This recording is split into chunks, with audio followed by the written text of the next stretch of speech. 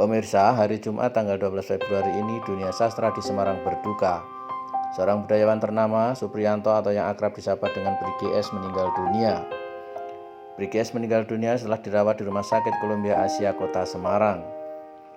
Pria yang dikenal sebagai budayawan santri ini tutup usia pada hari Jumat pagi pukul 06.37 waktu Indonesia Barat. Berdasarkan informasi yang diperoleh, budayawan kelahiran Kendal pada 58 tahun yang lalu itu meninggal akibat penyakit jantung.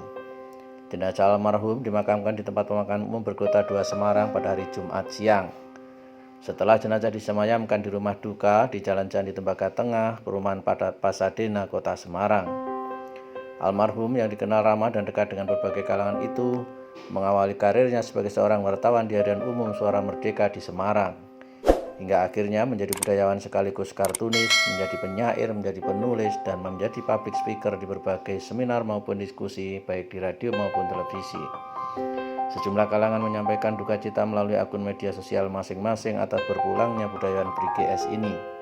Semoga Allah menerima amal baiknya, mengampuni dosa-dosanya, menempatkannya di sisi Allah SWT, dan keluarga yang ditinggalkannya diberi banyak kesabaran. Amin. Dan Saidan, Jateng Post TV melaporkan dari Semarang, Jawa Tengah.